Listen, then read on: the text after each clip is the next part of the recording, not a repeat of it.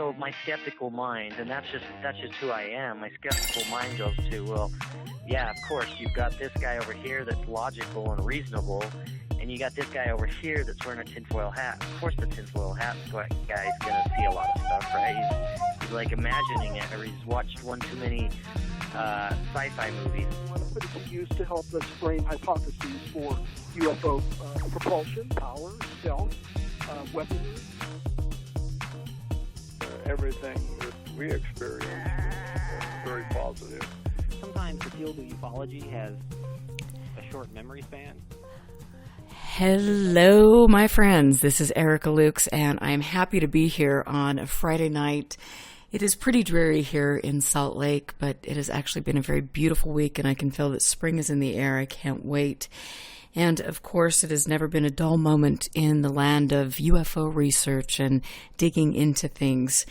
You have all been there for me on a journey of a lifetime, and as you've seen my work progress over the years and change, you have definitely been there and held my hand while I go through some of these learning experiences. And the one thing I will say is that I will never stop learning or never stop admitting when I'm wrong or I've gotten too close to a fire and been burned. And as I sometimes get into those situations and then step back, I luckily have the ability to start seeing things in a clearer way, which is what I have definitely been doing with Skinwalker Ranch. And I will say that even though all the twists and turns that have taken place with regard to Skinwalker Ranch, my opinions again have changed about a few things, but my overall consensus is Skinwalker Ranch is a cover for something, and it has absolutely nothing to do with the paranormal. So there you have that. And I will be releasing more information over the week, so that should be exciting.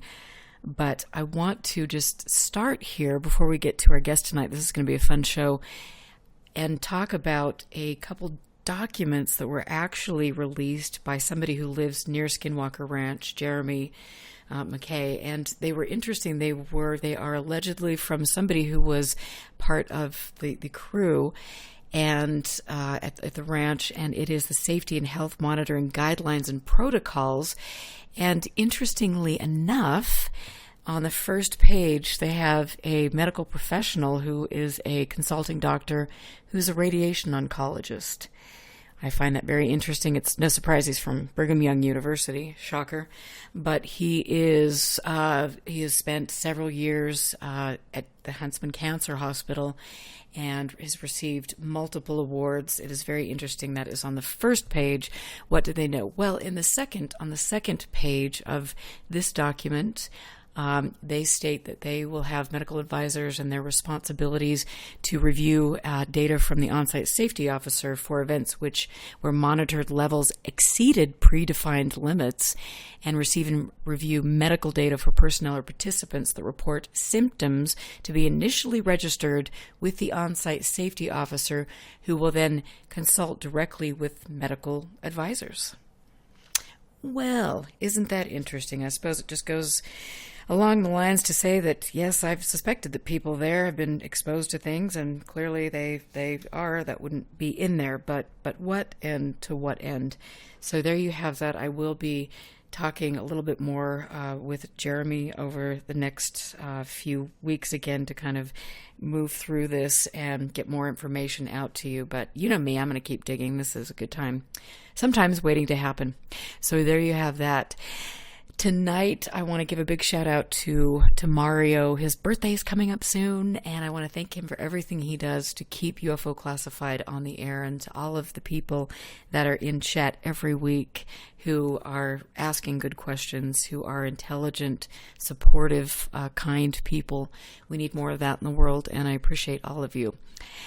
As I mentioned, tonight is going to be a very, very fun show. And I think that I have been very, very blessed that over the years I have worked with people, and I've found people that have just come into my life that have information for me and that help me in my learning process. And to me, that is the way, we need to get things done. We have to be proactive to work together, because people like my guest this evening have bits of the information that he's looking into that can help me with my research, and vice versa. And so tonight I want to just welcome my guest, Larry Shapiro, here to the show. I've been talking with him for a few months now, and I'm actually a big fan of what he's done. Larry, I think you're awesome, so thank you for joining me tonight. Yeah, happy to be here. It's been a good few months talking to you and learning from you as well. Yeah, it's crazy because you've got different areas of interest, but again, they all intersect with things that I'm working on, and we find different characters in the field that have been plaguing or contributing to the subject for decades, and that is always an interesting thing. But I want to ask you specifically how you got into the subject. So I think I've always kind of had an interest in conspiracy theories. I remember, I think the first thing I saw was something on the moon landing when I was real young. One of those misleading documentaries that, if you're 6 or 7 and you see it. And then when I was in middle school, one of my teachers had John Mack's Alien Abduction book on his wall, and also a JFK assassination book. And so reading both of those books in middle school was kind of a head trip. So ever since that, I've kind of been interested. And isn't that interesting to have those two books together? Yeah, that is a head trip. Yeah. Some new ideas for sure. Definitely. And so, for me, when I was growing up, like I remember you're reading Communion. And of course, the cover of Whitley Strieber's Communion, you just get that being in your with the big eyes in your brain, and it's one of those things. And then the next up was Intruders, and things like that. So it was really, I kind of grew up in my real formative years were during the abduction craze and stuff, and then John Mack figures into that a little bit later and things. But it really is, it's interesting how some of these things shaped my narrative and yours as well. And then they also, you have the X-Files and different things like that, and E.T. and Close Encounters and all of these things that kind of permeate you and push you in directions you might not have gone. But what else were some of the things that influenced you and really got to you when you were growing up? So, and we've talked about Valet a little bit before, but Valet was definitely another person who, once I got into UFOs, there's a lot of dead-end paths I went down, but Valet was one of the people who really inspired a lot of my thinking, and I think a lot of other people's thinking in the field. And then I kind of dropped the subject for a little bit and came back to it. One of the first books I picked up was Revelations by Jacques Vallée, which is a really fascinating book that goes into his suspicions about how the UFO phenomena is manipulated by different human groups for different political purposes. Yeah, isn't that fascinating? And so when you started getting into this, and we've all kind of taken a dive in that regard, what did your family and friends say? Well, I think it kind of freaked me out when I first read those alien abduction books, and people are pretty relaxed about it, but it's either people are interested or they're not. I think kind of personality-wise, and either it's not really an evidence thing. I think interest in the phenomena is personality much as anything. So I don't think there's a whole lot of people that really whose interest level was anywhere near mine. So it's one of those things I probably talked about more than people cared about, but probably not as much as I talk about it. So you find a middle ground.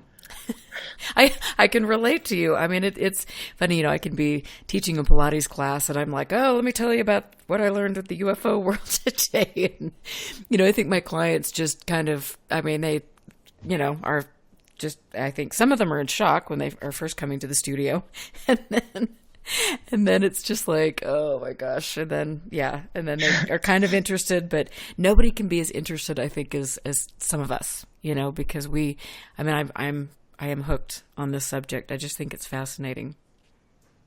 Yeah, and it's something you kind of got to accept in the field. I think to an extent it is a very important subject, but then again, it's also a subject that has almost zero importance, depending on how you want to look at it. Really, whether UFOs are flying around in the sky really shouldn't have much of an impact on your life. Right. But and then you get into it, and then there's so many, so many layers, and so many, like with Jacques Vallée, he puts out a lot of little tidbits, in like Forbidden Science 4, which I've got sitting in front of me, and all of them. I mean, it's just you get these little chunks of information, and then you go here, you go there, and you put things together, and I love it. It's cool. Even though the Skinwalker Ranch stuff has not been a happy place, but that's okay. And so you look into this, and then you're looking at the abduction stuff, and what were your initial thoughts about it? I mean, did it seem like it was hokey? Did it seem like something that was plausible? So Vallée seemed to be pretty credible, and he was citing people who had firsthand knowledge of these things going on, and not necessarily by name. And sometimes he was hinting at stuff. So I really didn't know what to think. And then I would say you first dive into the field of mind control. And first of all, I remember what I wanted to say just a second ago about all these different threads was that one of probably my favorite quote in this field is from Amy Michelle, who is Vallée's mentor. And he said, you researching UFOs is a process of initiation. It's not a science. You start out investigating traces in fields and end up studying Arab mystics. And I think that's really where kind of the phenomena is interesting in the way it spider webs out into all these other different fields. But no, one of these is mind control, and that's a dizzying field in and of itself. And it's clear when, some really disgusting things happened at the beginning of the Cold War, which is partially where my interest is. But there's new thoughts about how human minds and society could be manipulated that were not accurate.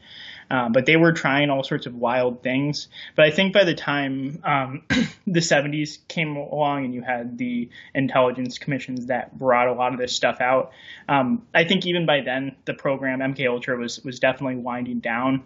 And especially after that, there have been all sorts of human use protections that would prevent them doing the things in the way they did them back then. But I guess moreover is I never saw really a single technology in my mind control research that was effective. And a lot of people have talked about this. There are ways, some of these really extreme things they did with psychic driving and putting people comatose for months on end and dumping them with LSD. They were able to wipe out memories. There's some interesting things with hypnosis under limited circumstances. But I just never saw anything that I thought, any sort of technology that I thought would enable them to do the things that Vallée indicates that they were doing, which was artificial abductions. It would be something very hard to pull off. Interesting. Well, it's and that has been a topic, especially as we were mentioning Martin Cannon and his work, The Controllers, and how, in this work, which I think is quite important, he goes out and talks about Jose Delgado, and I want to get your input on him, and Rasa Day, and different people that, we hear little smatterings about, and his thought was that at the end of the day, when he did a significant amount of research, he thought that all of this could be explained by things that we were testing. Martin Cannon is, I think, the person who's written by far the best stuff on this. If you're going to make this case, he makes the best case. And he later renounced this theory and came to really not accept it. I think there's a little bit of danger in this because there's so many people out there that think they are being targeted by this stuff and they're not. But on the Jose Delgado stuff, for people that are not familiar with him, what he was doing was sticking electrodes inside the brains of different animals and activating them with electricity.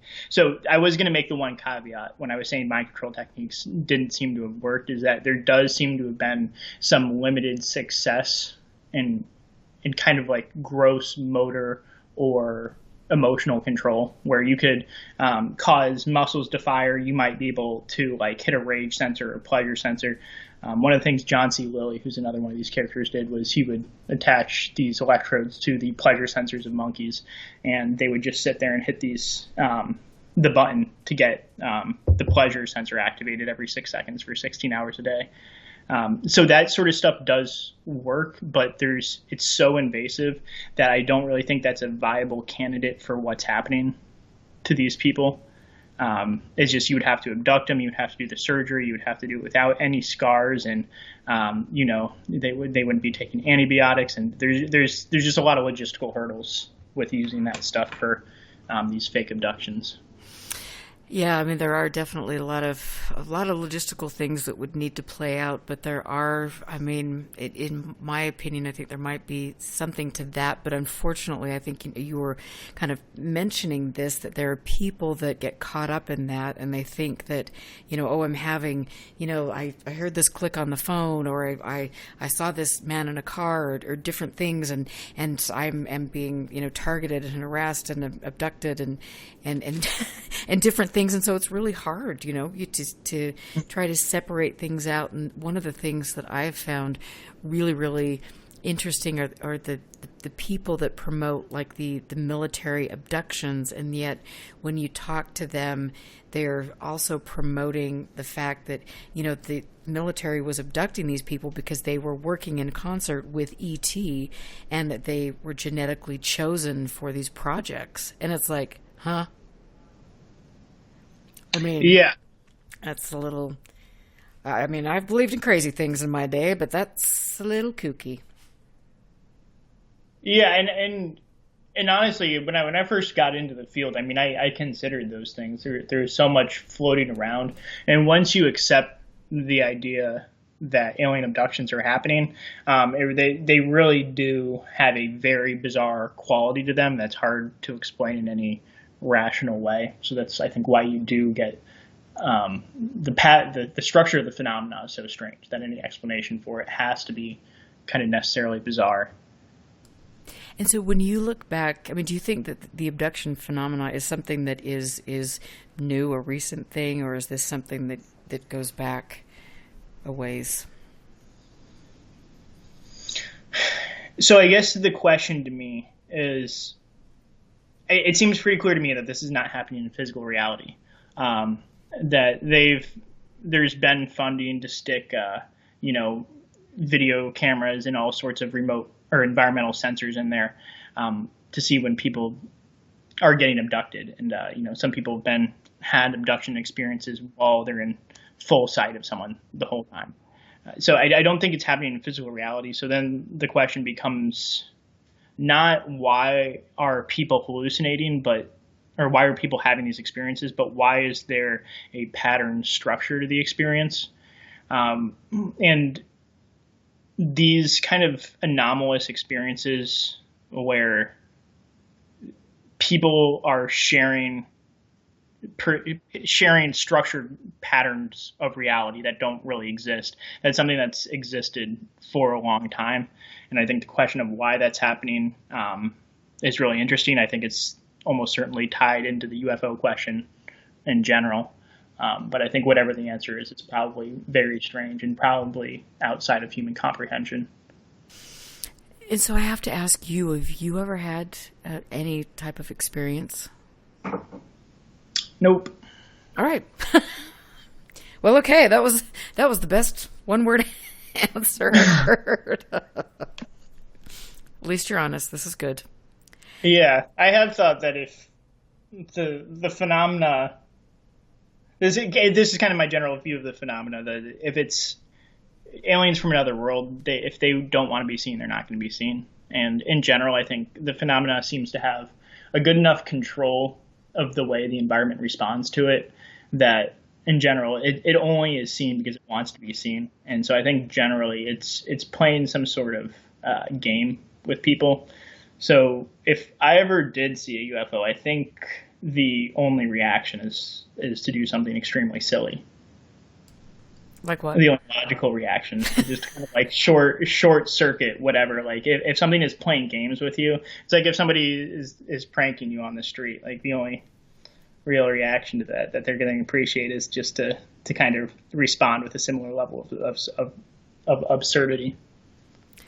Well, I mean, so what do you think about, when you look at some of the groups that are going out, the contactee groups, like Stephen Greer? I mean, what are your thoughts on that?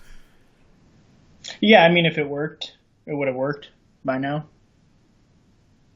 Is my most basic thought about that. I think a lot of these people have their own issues. Stephen Greer claims to be a contactee, and I think with very large biceps. Yeah, with very large biceps. I think he has a little bit of problem sticking to the truth in some cases. But I'm open to the idea. I have no problem with somebody attempting that. Should probably not be for money. Right, absolutely. Yeah, that kind of raises a lot of questions there, I think, and it's quite curious. So okay, let's go back to Lily and let's go back to Delgado and some of the things that were taking place. Oh yes, absolutely. Just want to mention this. Elizondo pretty much, he hinted this on Twitter that Greer drops flares when he does these meetings. And I've heard similar things from other people that he kind of ties, he knows the satellite schedules when satellites are going to go over, and then he'll just take people out into the desert and kind of time up the height of the experience with the satellite going over. So just watch out for Stephen Greer. I don't really know what Stephen Greer's motives are, but I would advise people to be careful. And I'm sure your audience is pretty aware of that stuff. Yeah, it's interesting. I had the opportunity to speak with him at a conference, actually the first conference I spoke at, and I was really interested and kind of shocked at the way that everybody around him, it was like, oh, I tried to go backstage and it was like, oh, no, Stephen's back here, keep out, and I just remember watching him, and he was, one of his slides went down, or his PowerPoint didn't work, and he was just so mean to the people that were doing the audio video. And I just thought, God, how can you be this enlightened person when you're being, that way to people that are working to make you look good, and to support your work? It was just a very kind of off-putting thing. And then after I waited, to try to talk to him, and he had a group of people that had surrounded him, and they were like his little minions. I mean, they were like not letting people near him. I mean, it was like there was some sort of, it was one of the strangest things I have seen. And it was just like, okay. I didn't know that we had, a saint in our presence, but clearly we do, and they've got little bodyguards. Yeah, and one more thing on Greer, because this kind of touches on something that I kind of is a theme in my thoughts about this. And on the Woolsey meeting with Greer, and Woolsey was the former DCI. I don't think he was DCI at the time. But anyways, Woolsey just came out with a book, I think in the last month or so, alleging that Oswald was sent to kill Kennedy by Khrushchev. And so people may have their own opinions on that. I personally don't think there's the evidence for that, but it's just the kind of idea that, especially for people inside the intelligence community, they live in like a paranoia factory. And when you have information that becomes classified and then only a small group of people get to look at it, and then there's an echo chamber and a whisper rumor mill that spirals out from that classified information, that you get all sorts of bizarre belief systems. And just because somebody has a powerful position doesn't mean they're any less susceptible to these And I think actually people in the intelligence community probably believe in more conspiracy theories than the average person. And that's really interesting. Can you give me another example of that? Well, I would tell people to read Victor Marchetti's Cult of Intelligence, which I think is, he was a high-level defector from the CIA. He was an administrative assistant to Richard Helms, who was, one of the most prominent directors of the Central Intelligence Agency. So, but I think, and this kind of goes into another, actually, where you were going into with Lily, but I think another good example of this is the Moscow embassy signal, where the American embassy in Moscow was being targeted with electromagnetic radiation by the Soviets. And the U.S. didn't know exactly what they were doing. Basically, electromagnetic radiation is just light. Different frequencies of light is, microwave light or infrared, but they're all electromagnetic radiation. And this Soviet signal that they were putting on the embassy, it was not over our safety standards. So it would have been not a problem safety-wise in the U.S., but it was 10 times higher than the Soviet safety standards because the Soviets had a lot stricter safety standards on this stuff than us. And so the U.S. was trying to figure out what was going on. And one of the theories was that this was kind of an MKUltra mind control project where long-term exposure to these radiation would kind of psychologically destabilize the people working at the embassy. What's kind of come out since then, that theory has pretty much been discarded. Not totally gone, but the two much more prominent theories at this point were, one, that these were attempts to jam these little receivers that the embassy had. So every embassy basically sticks spy stuff up there so they can tap stuff like for the NSA. And so one thought is that the Soviets were trying to jam those receivers. And the other thought is that because the American embassy in Moscow was built by the Soviets had put in these little listening devices in the walls, but the listening devices had to be activated by an outside signal. So what this was doing was activating these listening devices in the embassy. But where this ties back in is the group of people who were looking into the biological effects and the mind control effects of this radiation. I think that group played a large role in sort of how the UFO culture played out later on. And so what year did that take place? I mean, when was that happening over at with the embassy? I think it started in the early to mid 50s. And then it went on for 15 or 20 years. The main project looking into it was in ARPA or DARPA. DARPA's changed names, so I'm not sure which one it was at the time, but it was a project looking at the health effects of it. And the documentation is really interesting. They talk about it at the beginning, how the DARPA people didn't really want to do the research because they thought it was possibly a cover story for mind control research that the U.S. wanted to do, instead of kind of defensive research to figure out what the other side is doing. And there's always this mix that constantly plays up in military and scientific research of, are you doing it to attack the other guy or to defend against his attacks? But the implications were there early on, and Rossiday was involved in this program, and Rossiday was also involved with MKUltra, project called MK119, which was basically trying to develop a wireless EEG. So EEGs read brain signals, but you have to contact them to people's heads, which is a little intrusive. If you can imagine having a wireless EEG where the person wouldn't even know it was attached to them, there would be all sorts of espionage implications for that. But there's also all sorts of, if you know what someone's thinking, you can manipulate their behavior.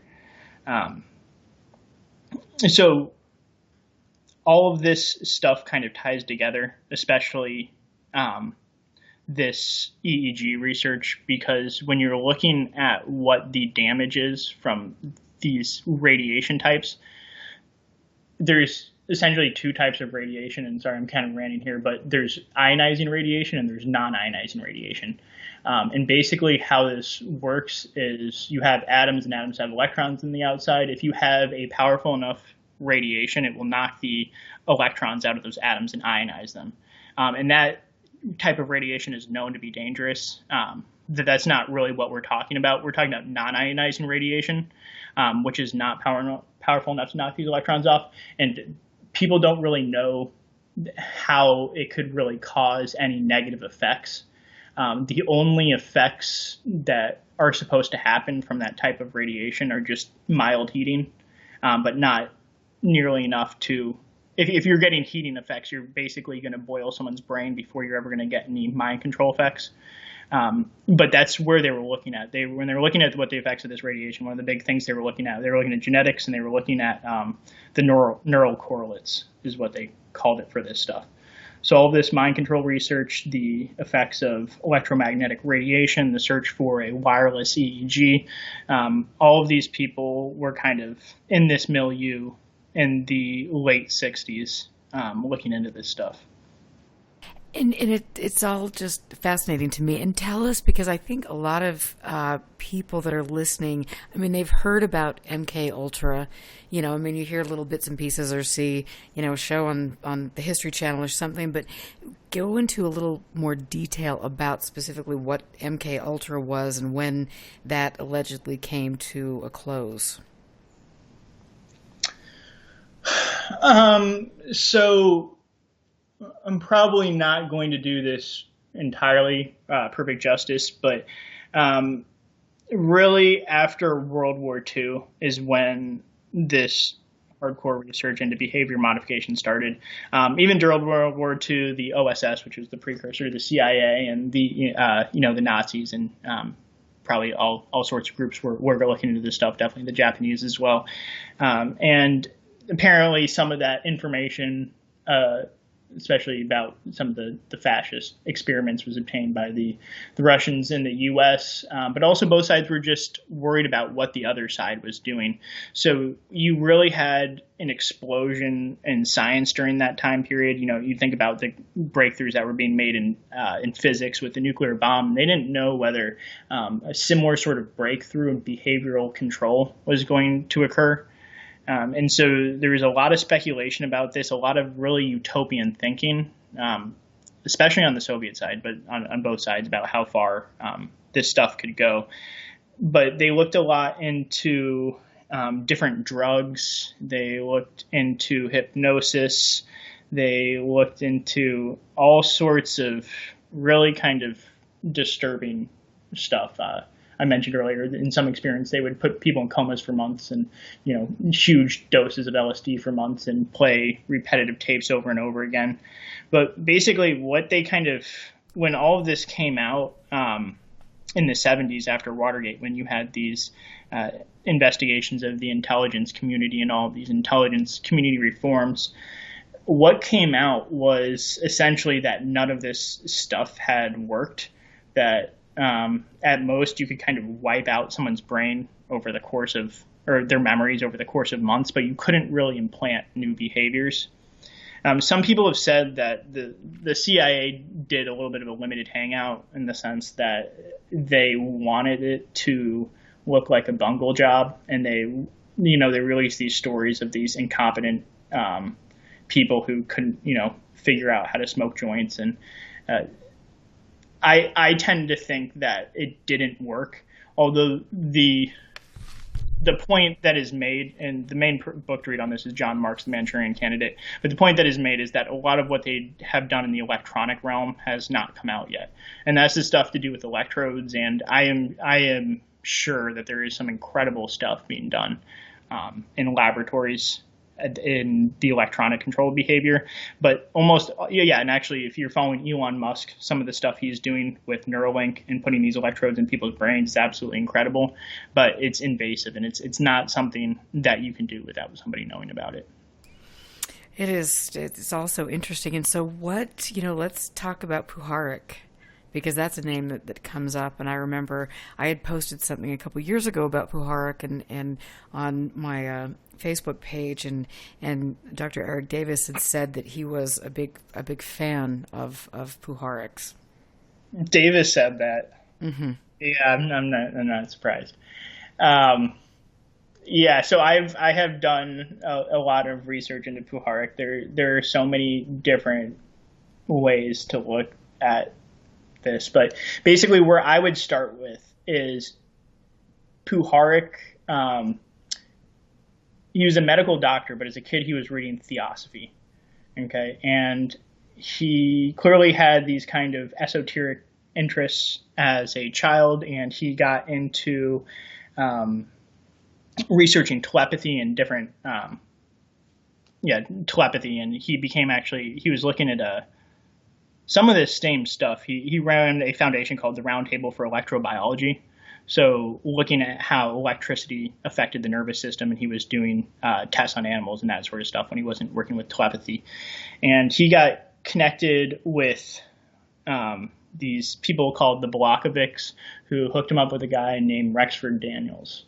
And Rexford Daniels was apparently hooked him up with a Navy program, hooked Puharich up with a Navy program involved with mind control.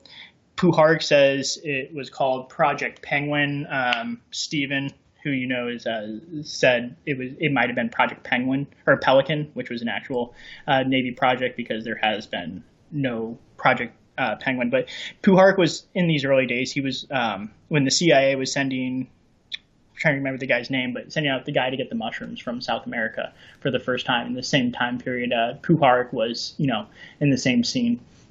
But where most people know Puharich from was from a series of incidents known as the Nine, where a guy, an Indian kind of mystic, came over here named Maharshi Vinod.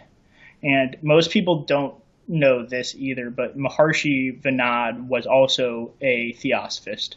And he came over here and he led a seance for Puharich's group, which at that time he had managed to recruit a bunch of blue blood Eastern rich people into his group.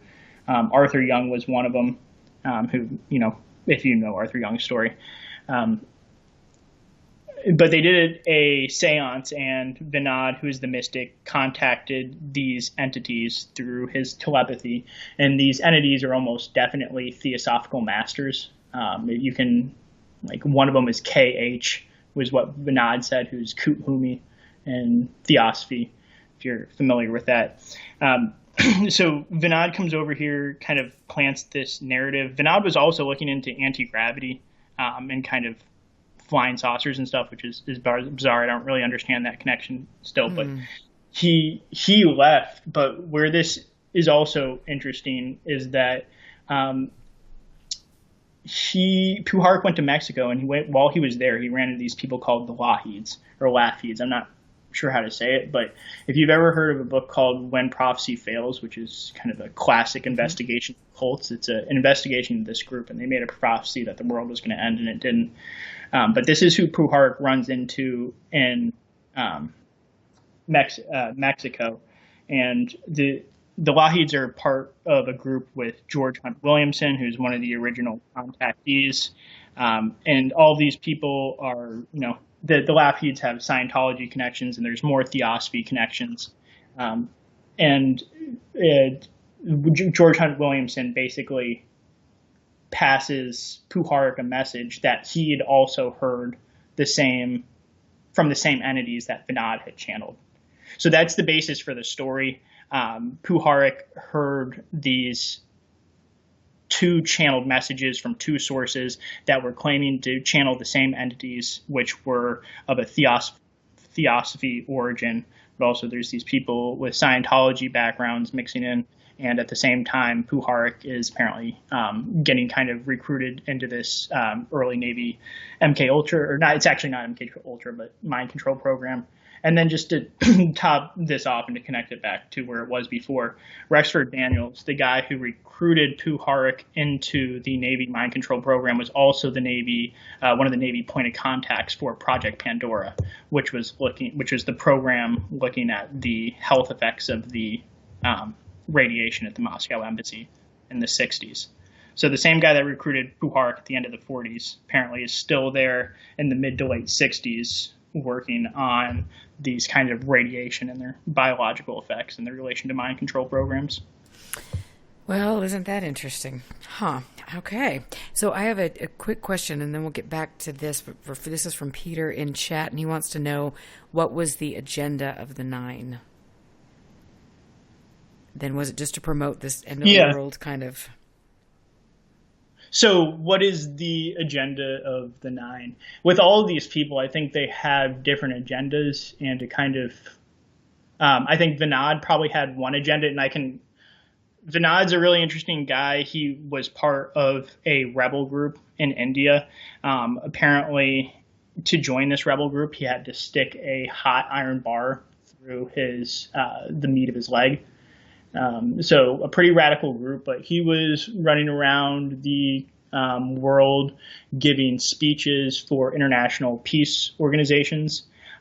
So I haven't been able to verify this, but early 50s Indian group, radical, and going around to international peace conferences, kind of screams Soviet influence agent. So that's one thought. Puharich also has all sorts of communist connections that he was apparently being investigated by the FBI during that time, which is another thing. But I think to get to Puharich's motives more generally, I don't think that's really what's going on with Puharich. That was just kind of me talking about what Vinod was doing, because he kind of disappears from the scene. But Puharich, the most interesting thing I've seen on him that I think is the most explanatory comes from this guy, Mulholland, who is working for the CIA. He was a magician working for the CIA. He wrote their trickery manuals. Mm-hmm. The CIA sent him out to investigate Puharich, and he was walking around this Armor Research Foundation where they were doing some work. And they kept talking about stuff, and every time they would bring somebody up, Puharich a couple minutes later would go, "Oh yeah, I really like that guy's work. He's also doing this." And Mulholland thought that was strange. So then he just started making up people's names and talking about their work. And then, lo and behold, a couple minutes later, Puharich would start talking about their work. Like he knew what he was talking about. And basically what Mulholland said was, I think what Puharich's doing here is he's using this to connect to wealthy people and wealthy individuals that will fund his research. But I do think, Puharich put his entire life into this, full lock, stock, and barrel, beginning to end. I don't think this was just a game for him. I think he was playing a game, but I think he was also trying to do research. And this is, unfortunately, the type of personalities that this field seems to attract. Well, and you mentioned that, he might have been looking for it'd be big donors, and then you think of some of the things that are happening currently or that have happened in the past 20, 30 years in the field, where you've got some of these people looking for big money tickets and people to fund them and their projects. It's very interesting. Yeah, and there's some overlaps between these networks that develop, especially once kind of the California scene that comes up around SRI and Esalen. And Puharich and Einhorn and those Arthur Young and all of these people start getting in, and they're hanging out with Edgar Mitchell, and it's a whole network when these start to mix together. And I'm fairly sure the money streams got mixed a little bit too there. Let's talk a little bit about that, because I've found that the Esalen Institute, that whole story is very interesting. And so if you wouldn't mind giving us a little background on that and some of the people that were involved or are involved with that would be awesome. Yeah, so Esalen was kind of the leading edge of the human potential movement, and it formed in the late 60s, I believe. And it was just kind of a place where the counterculture could come and hang out. But they had a lot of celebrities that would come and do retreats there. But all the big guys. You had Timothy Leary, you had Terrence McKenna, you had John Lilly, you had Charles Manson, you had Jack Sarfati, and you had Lord, that's a cast of characters. Yeah, Werner Erhard, and all just a whole counterculture cast that kind of grew up around that. And actually, one of the people I was just looking into before this interview, just kind of looking over some of my notes, was Brennan Reagan, who was, I think, one of the first director for the Institute of Noetic Sciences that Edgar Mitchell opened up. And Brendan O'Regan was one of these first people at the founding of Esalen, that the founders were living in his house while they were building and stuff. So from the very beginning, you have this connection of Esalen to the human potential movement, to the parapsychological scene, to the UFO scene, and it's kind of this interconnected chain where they all mix in together. And wasn't the Esalen Institute, wasn't that, there was an article I remember reading a little while back about the fact that they were bringing people over from different countries, and there was just a little bit of spy circus going on there. Yeah, that's always been the allegation. And I don't think there's been any real strong evidence of that, but I think it certainly seems like it's the type of place that could not have gone missed by the FBI. I would imagine would be the appropriate agency there. But yeah, I think that was later in the 80s. And then another interesting connection is that there's this woman, Jenny O'Connor, who was one of the later channels of the Nine. I think in the 80s, she basically controlled Esalen to a certain extent, where hiring and firing decisions were being made by this woman, Jenny, channeling the Nine. How interesting. Huh. And that is located in Northern California, right? Yeah, Big Sur. It looks absolutely gorgeous. I mean, I would like to say I would love to hang out there, but I'm not quite sure if that would be a good thing. But it's beautiful. Yeah, I don't think Esalen is bad at all. Esalen is one of these places that's gotten a reputation in the conspiracy theory community just because it was such a groundbreaking center for new thought. Just so many different cultural influences came out of Esalen that you end up looking at it and going, what is going on here?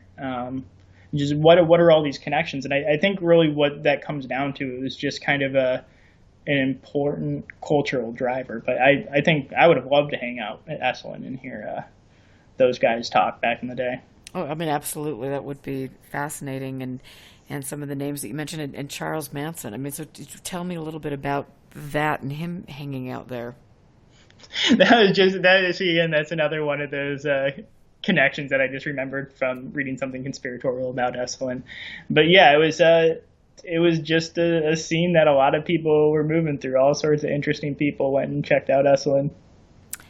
I guess, yeah, that is fascinating. And so I want to, and now that we took that little, tour, because I think that's a fascinating place and people don't really know that much about it. I think people, especially getting into this subject, but I want to talk a little bit more about the Russian parapsychology influence and how that was being used potentially as a disinformation campaign against the United States, and get your thoughts on all of that. Yeah. So the CIA's even since early on, I would have to look at my notes on exactly when, but they've been monitoring passively what the Soviet Union was doing in parapsychology, and just kind of as a background here, Soviet science is weird, especially during that time period. There were ideological constraints about what science could be. The Soviet Union was a materialistic nation in the sense that they didn't believe in like souls and superstitious phenomena. So they were able to look at things during certain periods that involved telepathy, but they weren't allowed to couch it in spiritual terminology. Basically, what they were looking at was for physical mechanisms which could explain telepathy. And so in the West, the main one that's been looked at, and it's also the main one in the East, is electromagnetic fields as being the thing that actually carry telepathic signals. And this is where the wireless EEG comes in.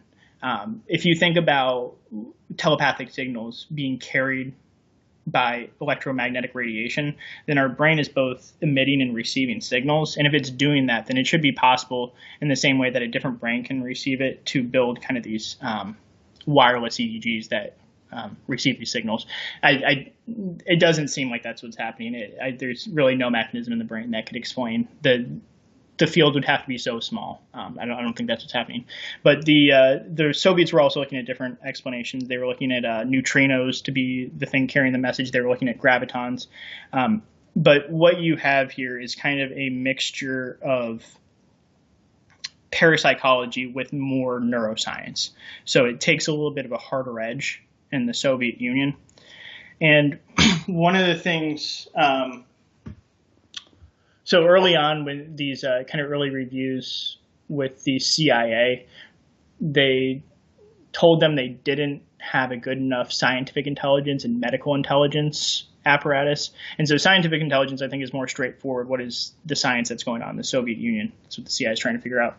The medical intelligence could be more things like what's the average health of the population, because that can tell you things about their war-fighting readiness or how are certain diseases going to affect populations. But then it also ties into questions of biology. So biological questions and biological technology falls in there, and as would kind of a lot of these mind control technologies.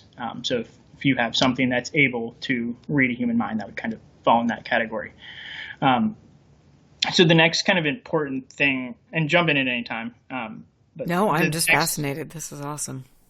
Yeah, the next kind of important thing to understand here is how this plays into the Soviet idea of psychology and cybernetics.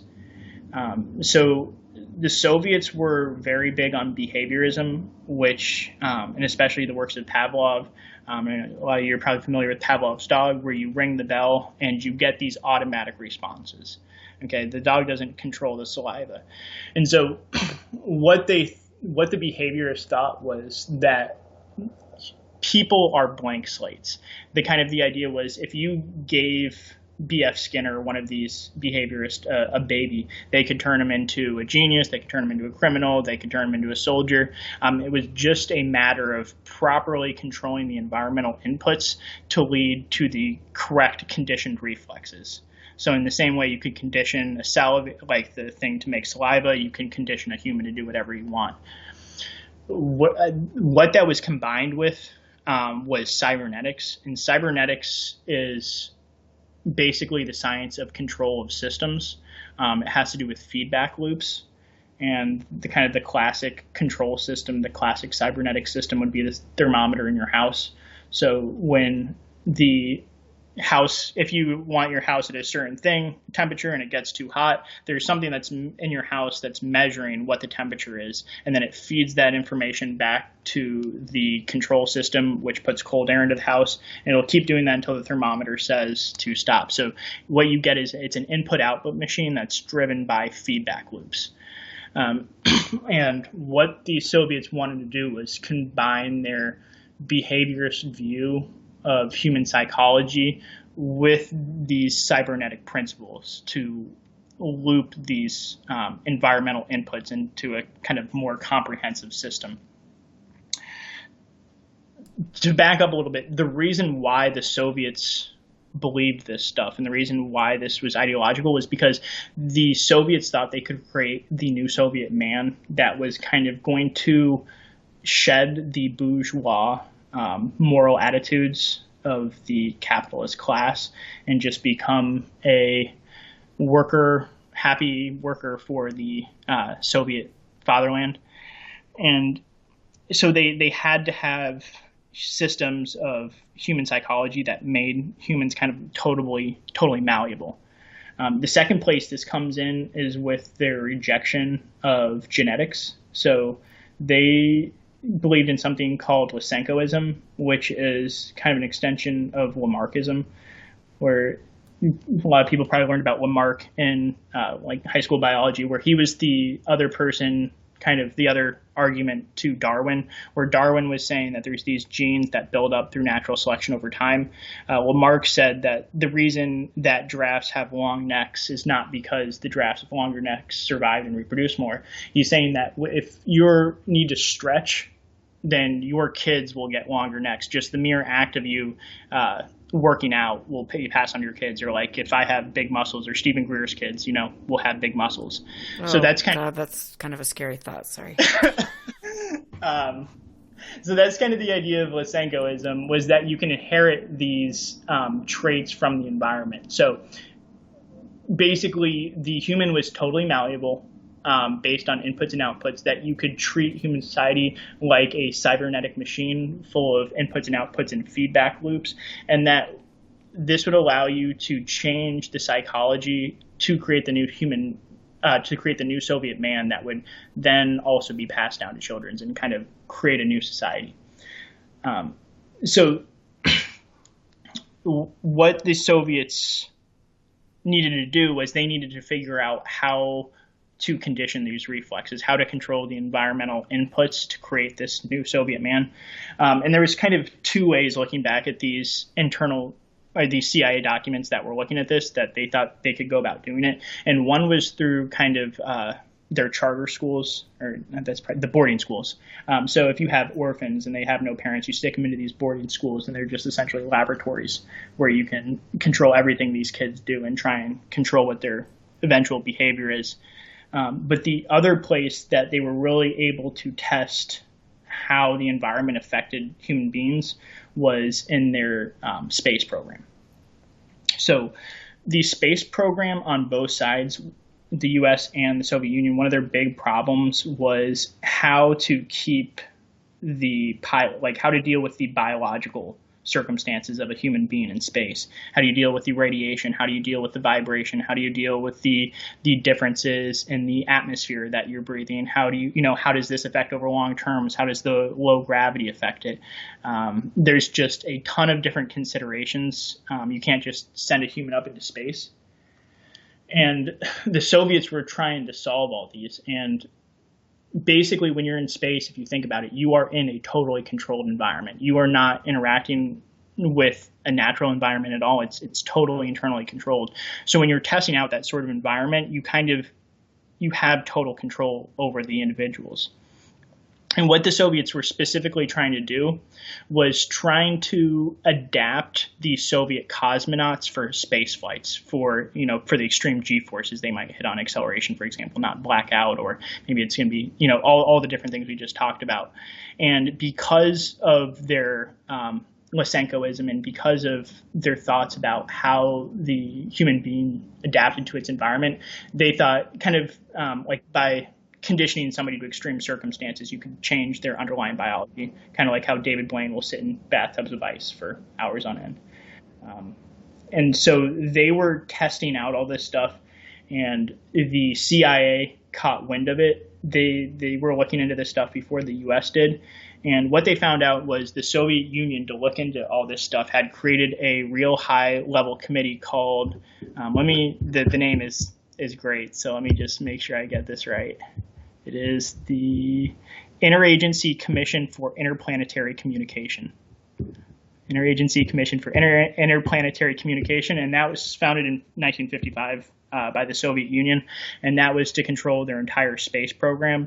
And just to kind of wrap this up, what they were looking for was not what they were looking for was incredibly utopian. I didn't talk about the origin, the culture of the Soviet space program, but what they were looking to do was to spread communism to other planets, to create not just a new Soviet man, but a new cosmic man that would be capable of spaceflight, and that in doing so, that it would act as a massive kind of psychological reorientation of the nature of man by turning him into this cosmic entity rather than just a human entity. And that's where all of this stuff ties in together. The CIA looking into this thought control with the electromagnetic radiation plus the, brain monitoring. It all kind of ties in together there. Well, that is a lot to chew on, and that is fascinating information, and I've got a lot more to ask you, and I'm going to let all of it, we're going to take a break, a 4-minute break really quickly so you can grab some water, and I want to just thank you because I knew this was going to be incredible tonight. I want to thank everybody that is in the chat room. I want to thank all the people that pledged their support to help keep UFO Classified and the archiving project moving in a good direction. I appreciate all of you. Thank you so much for your love and support. We are going to take a break. I'm here with Larry Shapiro. We will be back after this.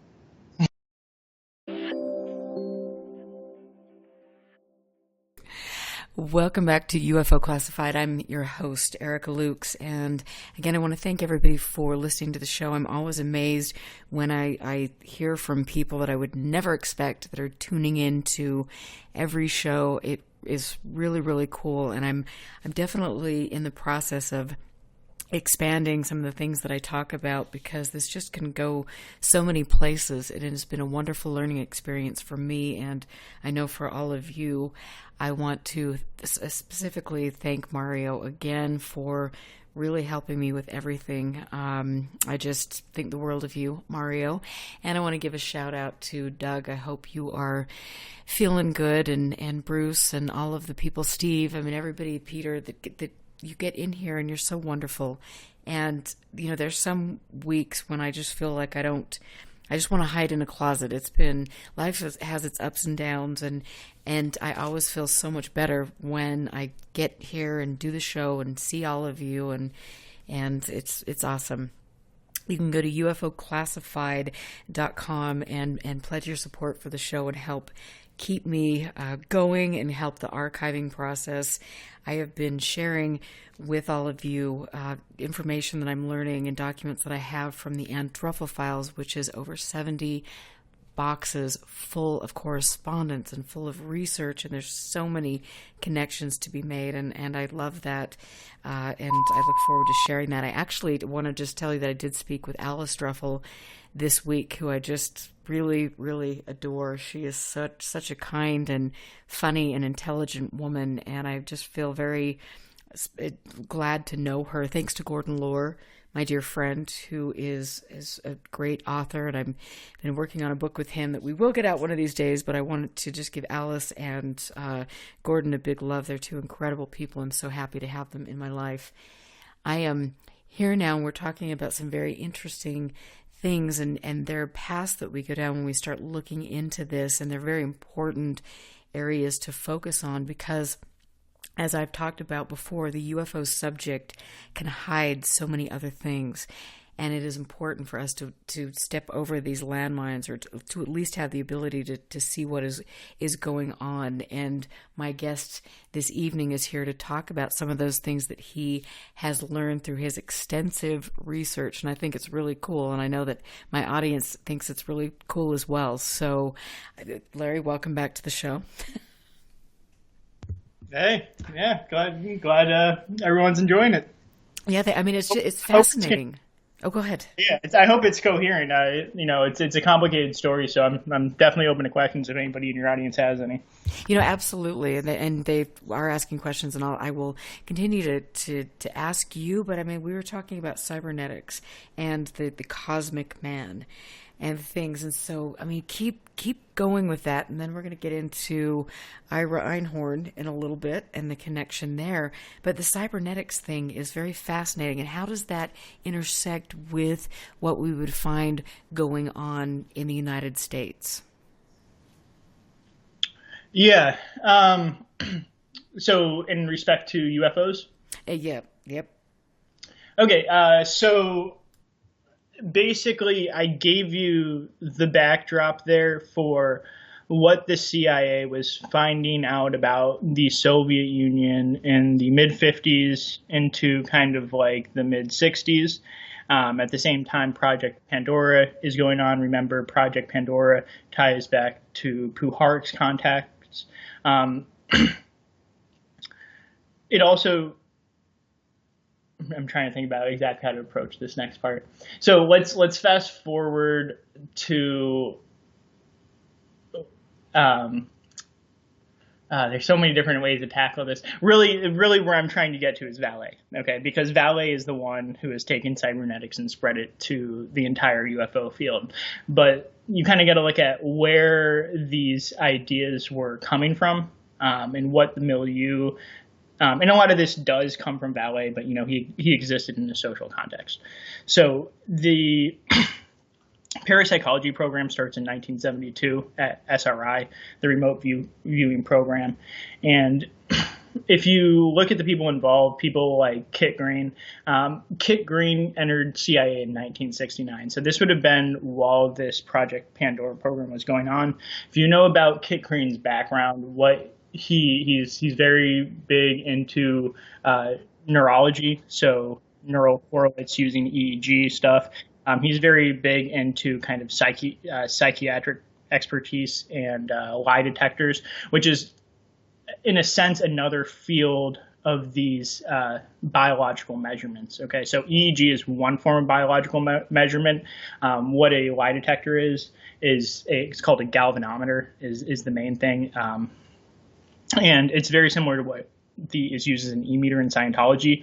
It measures the conductivity of your skin to electricity, and the conductivity of your skin is related to how much you're sweating, which is related to how nervous you are. And so these signals are used to infer things about what you're thinking. So all of this is kind of Kit Green's area of expertise, and he's the person that kind of gets together with Hal Puthoff and is pushing this program in the CIA. So what's interesting is what the original grant to Puthoff is called. It's called the Biofields Measurement Program, and this kind of gets into some of this stuff that Puthoff was interested in that led him to become involved in the Kit Green parapsychology research program. So Puthoff was originally a laser physicist, and he was working at SRI, but he was also a high-level Scientologist. He'd written pieces for L. Ron Hubbard talking about, how the e-meter was good, and written, I'm investigating the e-meter at SRI. It's a real technology. But one of the other people that Puthoff was looking at was this guy called Cleve Baxter. And Cleve Baxter was a longtime lie detector expert, and he had extensive intelligence connections that tie, I think, into this kind of same group of people investigated into the biological effects of radiation. But Cleve Baxter did an experiment where he hooked a lie detector up to a plant, and then he would burn a plant somewhere else. And he was saying that the plant that was not burned would respond to the pain of the other plant. Then he realized he didn't even have to burn another plant. He could just think that he was going to burn the other plant and it would respond on the lie detector. So he thought plants were psychic. This is essentially the research Puthoff was attempting to replicate, except he was also trying to explain this through tachyons, which are particles that move faster than light, and they're always involved in time travel. So you'll see time travel is an interest of a lot of these guys. It's kind of a recurrent theme. But this is all kind of a predecessor that led up to Puthoff getting the grant from the CIA. So what happened is Puthoff reached out to Cleve Baxter, and Cleve Baxter was connected to Ingo Swann, who is another Scientologist, and there's some questions about whether this was just coincidental or whether this was all orchestrated by the Church of Scientology, because Cleve Baxter also had Scientology connections. Cleve Baxter was also part of a group called the Shikshini Knights of Malta, which another man named Philip Corso was part of. A lot of people probably recognize that name. And Swan would eventually join, or at least be offered to join the Shikshini Knights of Malta. But kind of an interesting groups of people, but they were also connected to, if you've heard of Chris Bird and Marcel Vogel, who's at IBM, but there's a group of people, Randall Fontes, Carl Osis. But this is kind of a group of people and these same people were connected to Puharich's East Coast parapsychology scene. So this is kind of where all this mixes together. But this is the network that the parapsychology program formed out of. It was all of these people interested in biological measurements and trying to correlate these biological measurements to psychic phenomena. And this is kind of where Kit Green comes into the program, because this is his expertise. So this and Ross Aday, another guy who'd worked on MK119, the MKUltra project, working on the wireless EEG, and who worked on Project Pandora, looking at the microwave embassy. He also, was working with the same group of people. Marcel Vogel, who I just mentioned, was part of this group. If you saw the Joe Rogan Jacques Vallée interview, Jacques is talking about how these Silicon Valley groups are analyzing UFO parts. He didn't name any names in that interview, but what he did mention was that one of the people who had these pieces that he got from the government was a director who had invented cassette tape or some kind of tape. I don't remember exactly what it is, but he's talking about Marcel. He didn't say him by name. But so you can tell that this group clearly ties into this kind of whole UFO scene that also gets connected with the Esalen scene and the parapsychology scene that, again, Puharich shows up into. And especially he shows up with Uri Geller, which is where Einhorn gets involved in, and Thomas Bearden. So they formed a group called the Psychic Mafia, is kind of what they called themselves. But Ira Einhorn, Puharich, Thomas Bearden, and the Cleve Baxter, all these guys I just mentioned that were part of this group.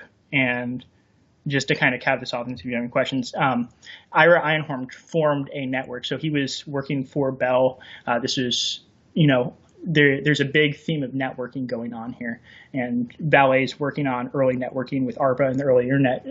Einhorn is doing a similar thing, but he's doing it more, not as quite as high tech as Vallée is doing. But Einhorn has all sorts of contacts in Eastern European countries and possibly the Soviet Union about this sort of electromagnetic weaponry and mind control weaponry that he is getting and spreading around. And apparently he's giving that to people like Kit Green, who's monitoring this field, and people like Pandolfi. And so this is the milieu. This is what they were worried about. These are concerns, in my opinion, that came out of the Project Pandora program, kind of classified whispers, that then they started connecting with these people. One of Einhorn's main people giving him information was the wife of one of Puharich's main contacts, a Russian lady. And so you have the same time these psychotronics conferences are starting up, which is essentially electromagnetic weapons and psychic energy generators and things like that are in Prague and all these foreign countries that Puthoff and Targ and all these people are going to. And people that would later become involved in the Benowitz Affair. So essentially what I'm getting at here is you had all of these influences that I explained that led up into Project Pandora and these interest in what the Soviet Union was doing. I didn't mention the Soviet Union astrobiology and the thought and the fact that people in the Soviet space program thought they discovered life on Mars, which is part of this story. And the fact that all these scientists were going over to foreign countries, and that I think the CIA realized that this was an area that they could exploit because the Soviet ideology on the science was crippling their scientific investigations and making them go down false paths. But then at the same time, I think there's probably some indications that the Soviets were messing with us. So it's a very complicated picture, but I think that's the origins of what these rumors going around were. And then this community collided with the UFO community. And a lot of the people surrounding this group are interested in cybernetics, and that kind of informed Vallée's formation of the control system idea that then spread to the rest of ufology. So why would Vallée be interested in that specifically? In the control system? In the control system and cybernetics? Well, Vallée was a computer scientist. Right. And cybernetics, really artificial intelligence is kind of the modern manifestation of cybernetics. But Vallée was also a futurist. So when he left SRI, he joined Institute for the Future, I think, but where he was working with this this kind of networking software. If you actually look at some of the original stuff he was doing when he was looking at ARPA, was the concept of a group mind forming from the internet that kind of, it was going to network society in a way that would create kind of like a new group mind. And essentially what he's talking about is almost like the internet is a cybernetic system. But then also the people that he was hanging out with were also interested in cybernetics because they're interested in social control, not necessarily in a negative sense. But if you look at the people at the human growth movement, or human potential movement, people at Esalen, what a lot of that is about techniques to to rewire the brain. And a lot of that involves cybernetic techniques. And you can look at it at an individual level, but you can also scale these up to social levels when you look at things like changing images of man.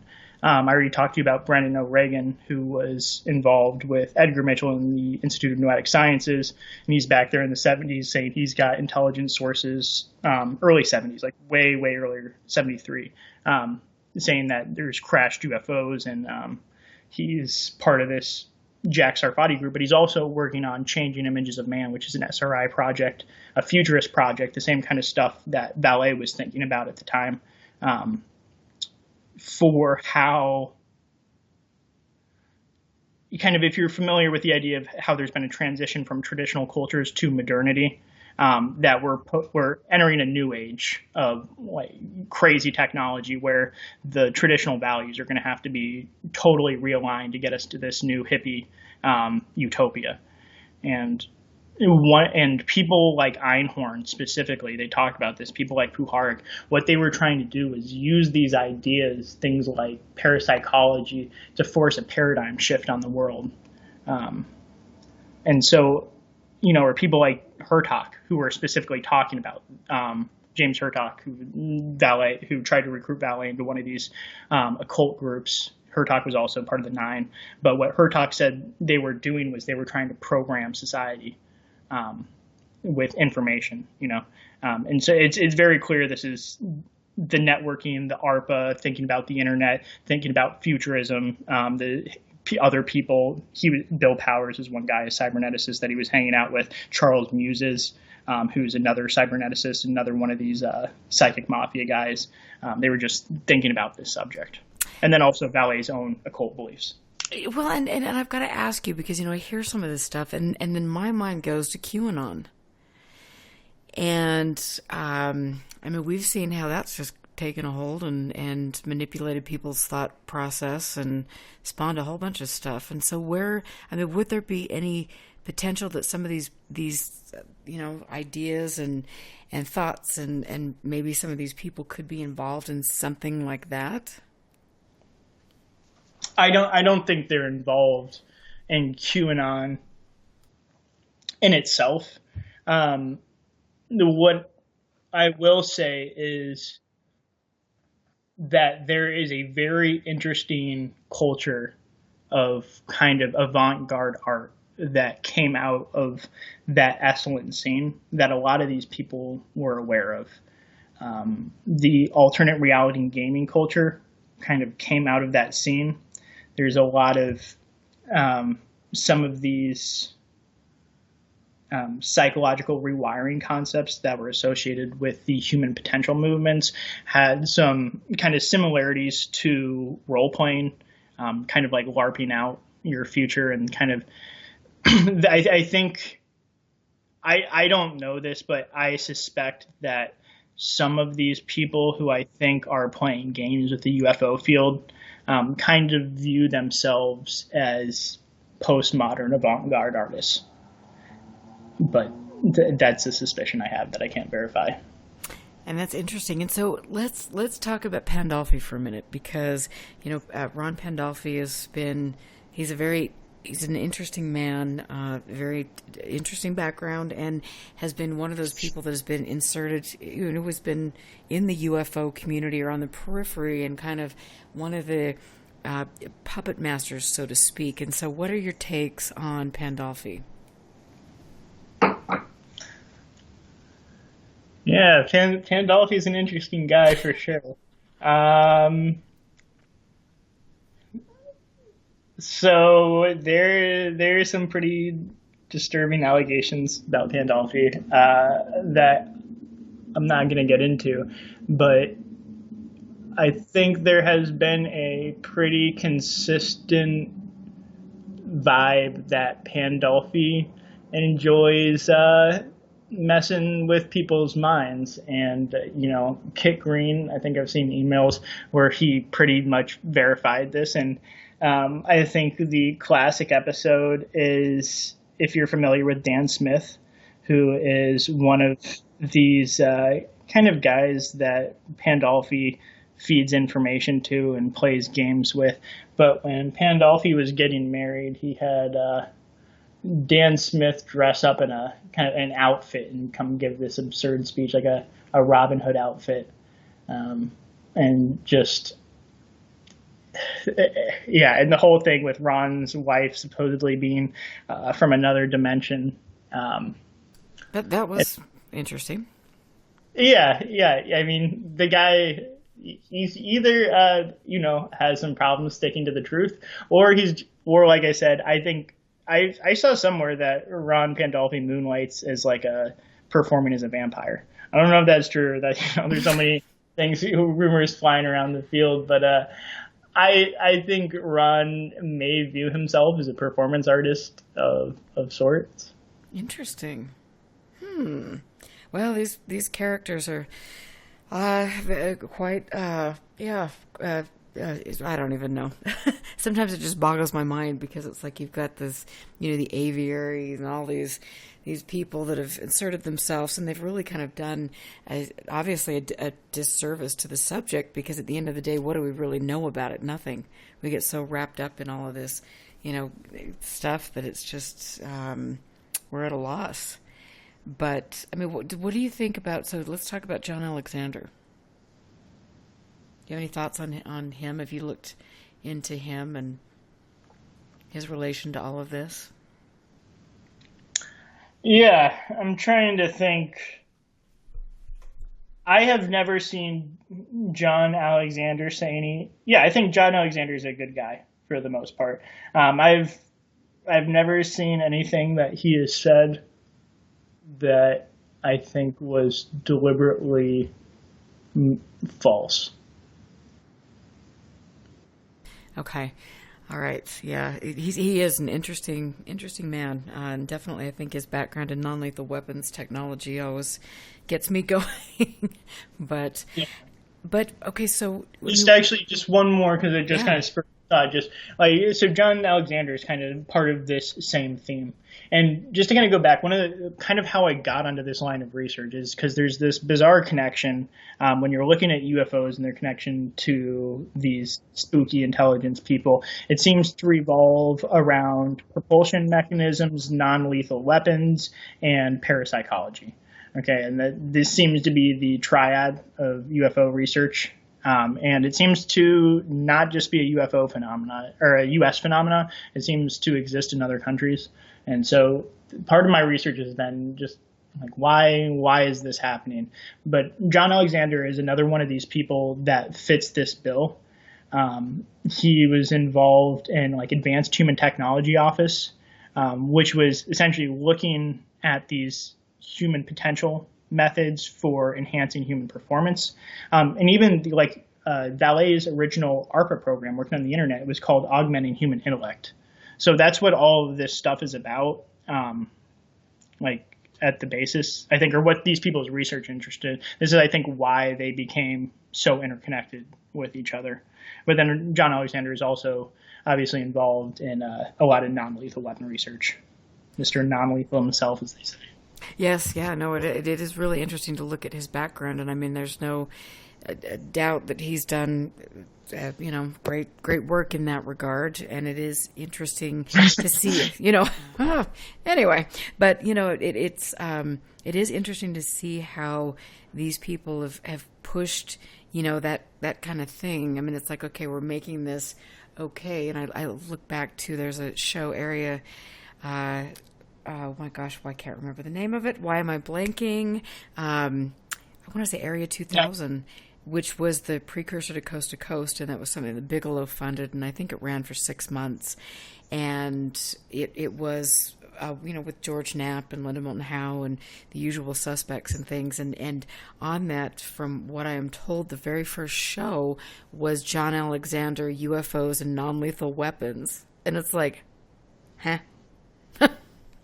Well, yeah, and so it's very clear that this has been the interest of this group of people this whole time. And so you see echoes of this, which I think we have a little bit of a disagreement of interpretation as to how much of this is related to government programs. Mm-hmm. And I think it's more that this is a group of people that's interested in these things. So there's these echoes that happen that seem like that's what's going on. But kind of going back, even I didn't get into the cattle mutilation stuff and how that whole scene plays into here. But when you get into NIDS and Bigelow, which Alexander was like the first person that got recruited for it, I think. Obviously you recruit Alexander for a reason, somebody like with a background like that. And the consensus in the cattle mutilation scene was that there was some sort of biological or non-lethal weapon testing going on. And so a lot of these, I think, ideas entered Bigelow from Ballet, from John Alexander, from Kit Green, who had already been researching these ideas for over a decade at that point, 2 decades, 3 decades. And so, and Colm Kelleher, who's a brilliant man. And he wrote a book on hoof and mouth disease, mad cow disease, and things, and that was his background at the CDC. So it is interesting to see how all of these things kind of intersect and these people, and then there could be something else going on. What are your thoughts on Bigelow and what his intentions were? Is he just somebody that is in love with the subject and is trying to push boundaries, or is there's something else going on behind the scenes? I think Bigelow is somebody who is definitely interested in the phenomena. And just like anybody else, he's trying to turn his passion into something productive. But I think when you look at what he was involved with, so even before he started NIDS, 1989, funding Bob Lazar, I think Bob Lazar is not a honest player in this. So, I think that Bigelow from the beginning was getting taken for a ride by some of this group that were pushing these myths. And it kind of, you've seen the things, tell them what they want to hear with Skinwalker Ranch. Another one, which this reminds me of, is Kit Green with his alien autopsy emails that got leaked, where he goes, make sure Bigelow sees this,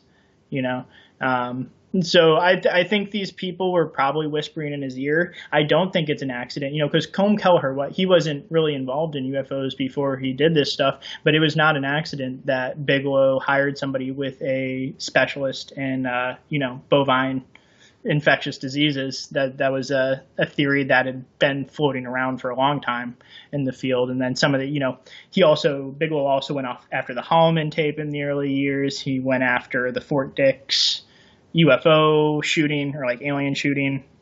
He was going after all of the classic tropes that had been promoted by this group for years.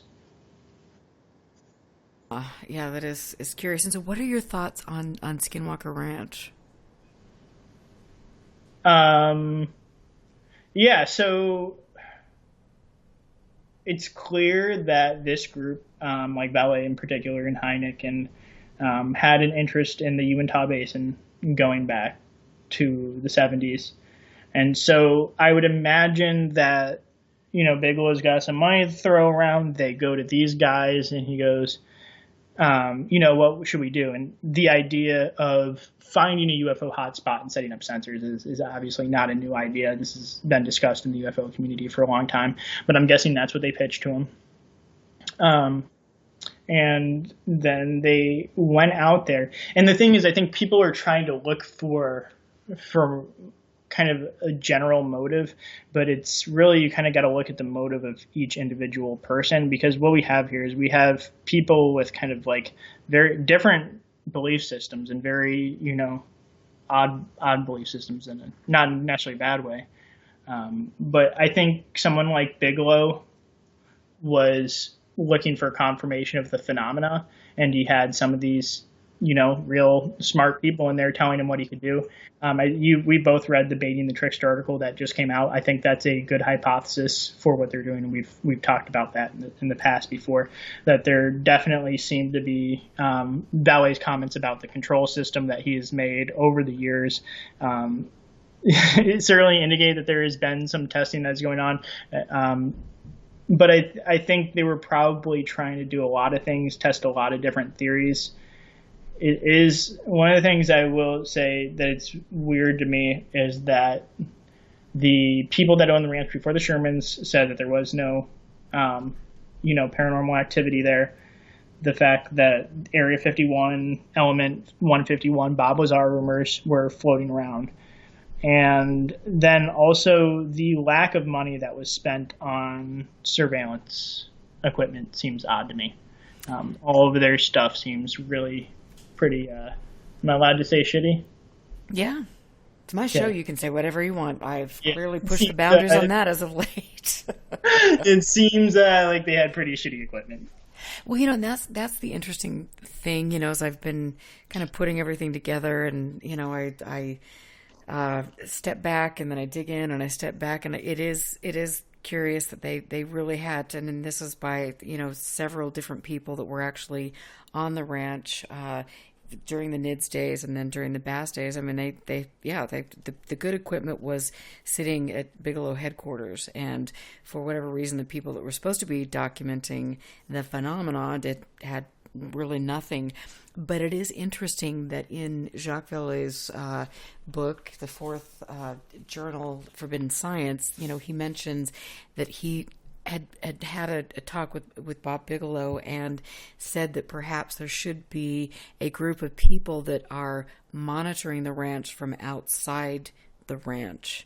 And I thought that was interesting. So again, could there have been things in play? Could there have been, could there be a surveillance system or something else that was going on? These people that were on the ranch, specifically the people that were working for Bass, had no clue was there.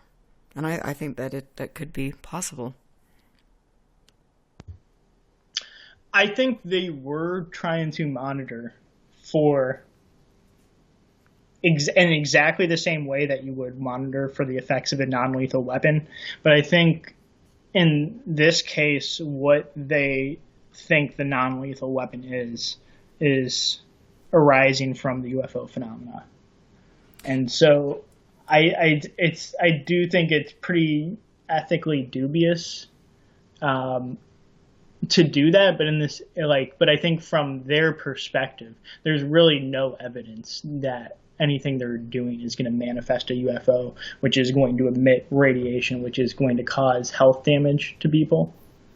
I think that seems like a stretch to me, but it seems like that Bigelow believes, and some of these people believe, is that this is happening. So if they do think that's happening, the fact that they keep doing it is almost analogous to actually using a non-lethal weapon. But it's just hard for me to believe that a non-lethal weapon in the traditional sense would be experimented with in that way, when there are so many other ways you could get very similar data without going to prison for the rest of your life. Well, you would think, but then there are some people that are, little lacking moral character, fortitude, whatever. And I really feel that, as I've mentioned, in Utah, we have a tendency to maybe perhaps be a little lax on things like that, because we have such a love of, that we have a love of the military, which is great, and I fully support, the military, and I think things are important for us to test and to be on top of. But I think when you look at places like Dugway, when you look at some of the other things that we've done that we're still doing open air testing at Dugway, for God's sakes. I mean, this is Utah. People are having health effects. There are definitely some interesting health effects being seen, in the area of Skinwalker Ranch and things. And so, what is that? Is it, is it all of the things that are going on up there, that, the mining and different things, the oil, what, I don't know. But it is interesting, and I have to say, why in the world would they pick, a ranch to do all of these things? Why would they just come up with this great story that this is a place where UFOs appear, where a vortex opens up and creatures are coming in and out of, and all of this stuff, which clearly to me is absolute garbage. I mean, when you look at it now, doesn't it just sound ridiculous? It does, but the things. So, John Alexander, for instance, his involvement with John Hutchinson. Are you familiar with John Hutchinson? I am, but will you fill us in for the audience? He's this guy. I think actually now, she changed her name and gender. But John Hutchinson, back in the day, was selling anti-gravity equipment that was like powered by his own paranormal beliefs, and he has all sorts of videos. You can go Google his videos. He's got a Facebook page, but I mean, again, it was extremely uncredible, would be generous, and John Alexander apparently got taken in by that. But there's all sorts of weird things that I think some of these guys can be a little bit gullible. And then you have people like Hal Puthoff, who's working with Kenneth Shoulders to develop a device he claimed could use electron clusters to shoot through an inch of sheet metal with the power of a light bulb.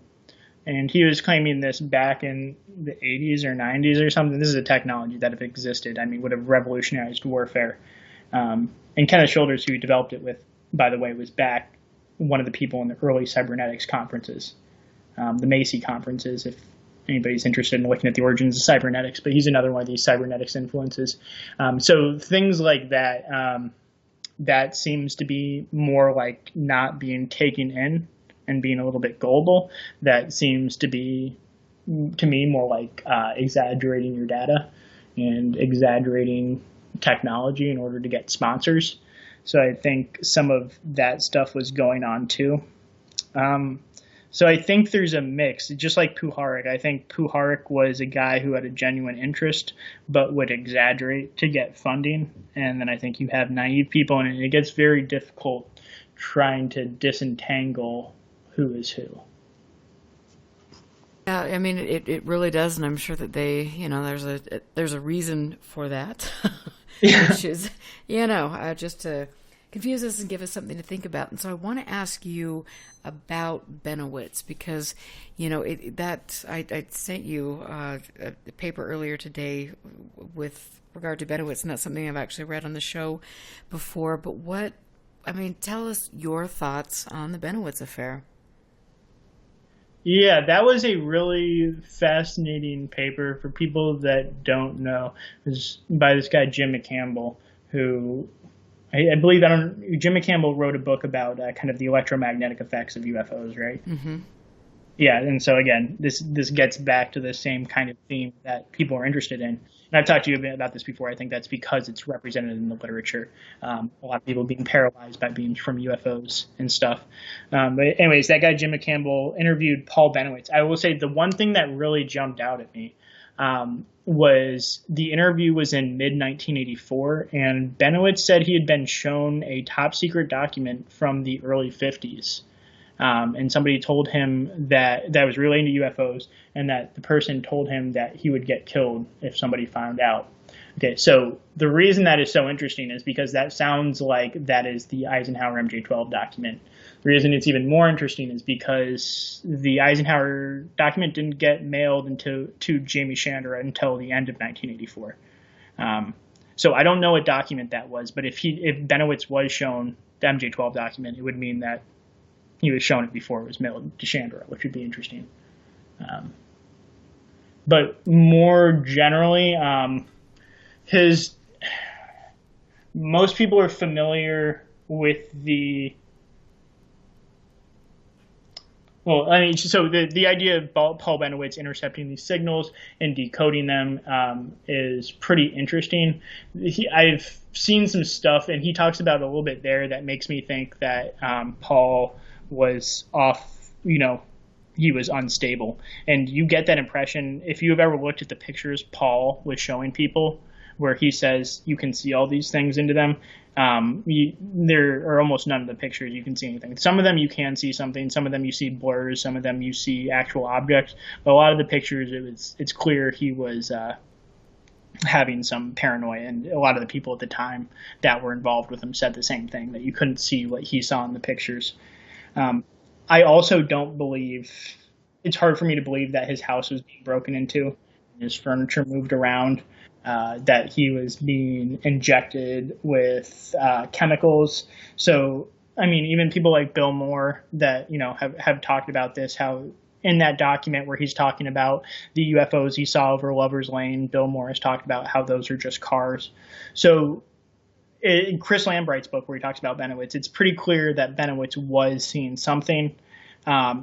It's pretty clear that the traditional narrative that it started in 1980 is wrong, and it started earlier in 1979, and there were some interactions with Ernest Edwards, who was a guy at the base that preceded the involvement with Doty, which has kind of been looked over. But again, you're seeing the same sort of stuff here. Paul Benowitz's interest in telepathy, his interest in non-lethal weapons, his interest in mind control. It's the same kind of themes that always seem to resonate in ufology. And I mean, it's interesting because you hear specific names of people that could potentially be involved with all of that, and the disinformation campaign leveled against Benowitz.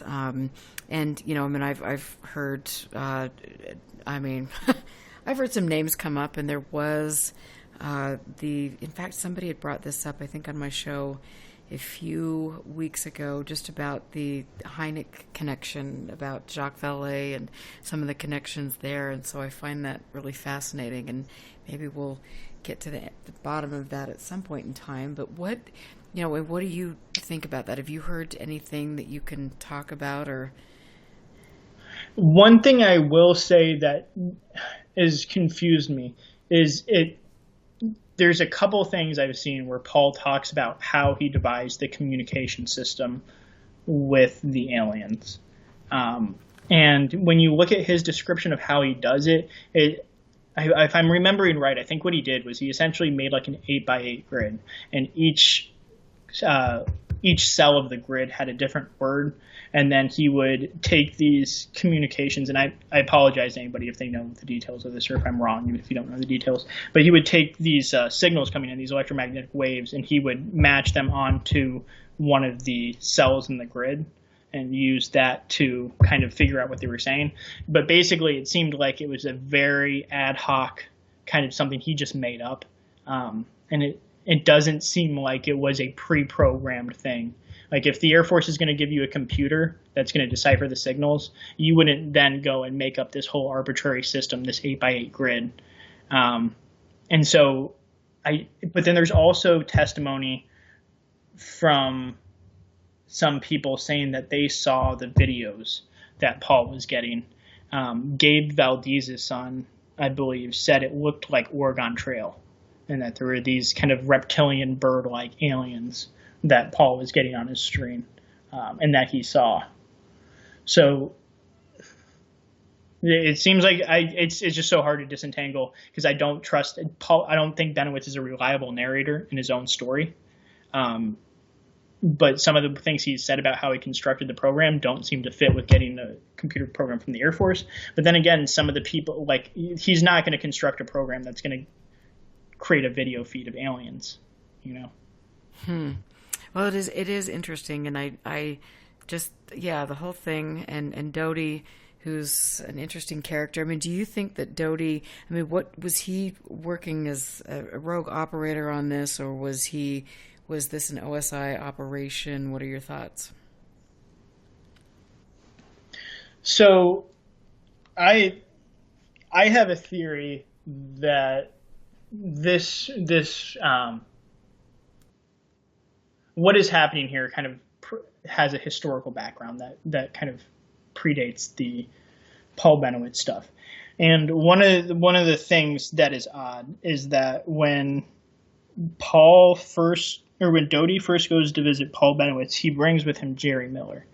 And Jerry Miller was apparently one of the high-level DIA scientists who was just under Jack Verona.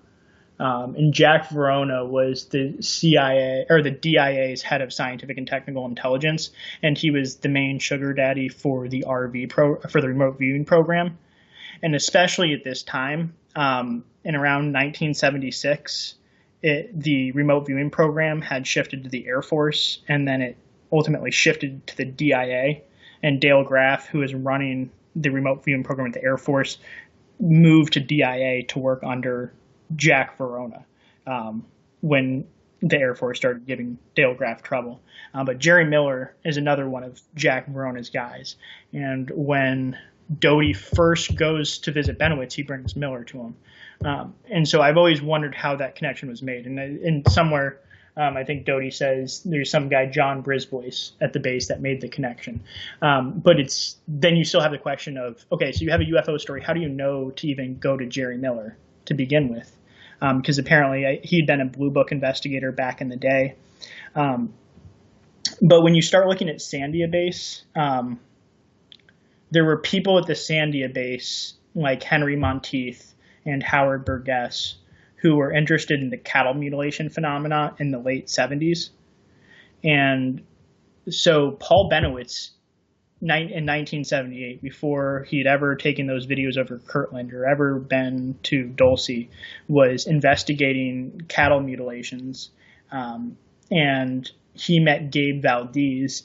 Gabe Valdez was working with Howard Burgess and Howard Burgess and I think Henry Monteith, who were from Sandia, scientists there looking into cattle mutilations. Henry Monteith is like another one of these psychic mafia guys making presentations with Thomas Bearden and hanging out with like that whole crew. And Monteith is also good friends with Ron Blackburn, who is one of the main guys that represented Lockheed's involvement in John Alexander's Advanced Theoretical Physics Working Group in the mid-'80s. So I'm kind of like just rambling here, but what I'm trying to say is that the same group of people that I outlined that came together in the 70s seem to have been involved with Benowitz back in like 1978 through his cattle mutilation research. And also Kit Green was he apparently hired the investigator into the cattle mutilation phenomena in that region to look into it as part of the CIA, as part of his like biological warfare portfolio when they were looking into this. This is according to Vallee's journals. So the fact that you have all of these guys, and then you have Kit Green also interested in that area, Vallee also interested in that area. Vallee's made a couple cryptic references in his journal. Actually, Vallee says in his journal that Doty knew Benowitz back in August 1978. That's a very specific date, and it's over a year prior to the traditional start of the narrative, and it would place it back in this cattle mutilation scene rather than in the Dulce or Sandia context. So I don't have any strong evidence, but I'm wondering if there's more to the pre-story of what happened there than people are really aware of. And I think part of the fact that Paul Benowitz is not a reliable narrator makes it difficult to suss that out. And so one of my friends in chat, Peter, is just saying that he feels that Benowitz had a successful company, Thunder Scientific, with government contracts. And so he's wondering how he could be crazy or mentally unstable if he's operating at a level like that. Yeah, so he also ended up being committed. So, he was at different stages in his life. Different things happened to him. But there's a lot of very highly functional people that have delusional realities. And I think Paul, and they're not totally delusional. A lot of people have, everybody I think has parts of their reality that are delusional. It's just an extent to which that overcomes the rest of your life, which is I think what ultimately happened to Benowitz. But if I wish I had some, maybe I can dig some out of my files.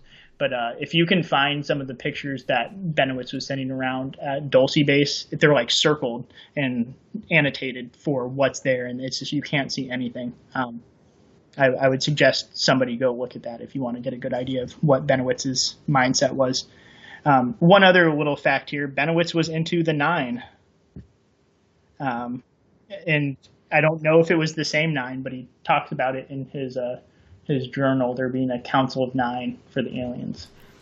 I mean, could there be? Because I'm thinking, I mean, here you've got a guy that is photographing or picking up evidence of things that could potentially be, things that the government has a vested interest in keeping a secret, and so they see that, and then people, come drop off computers or, do different things, ingratiate themselves into his life, fill him full of nonsense, and then basically induce some sort of psychotic break. I mean, I have to think that was true given the level of, effort that was, they went to a great deal of effort to do this and to surround themselves with him. Why would they do that?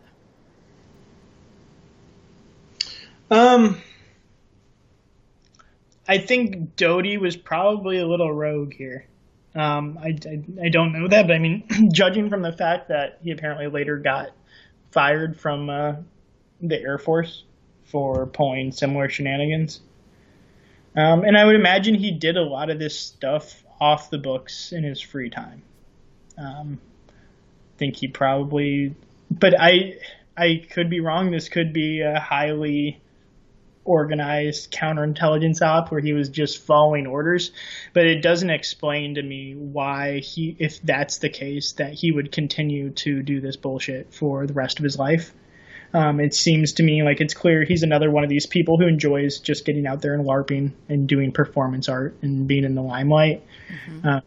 And it's also possible that the counterintelligence people know to target those types of pathological lying personalities because it builds a kind of like foolproofness into just nobody's ever going to be able to trace out what the truth is.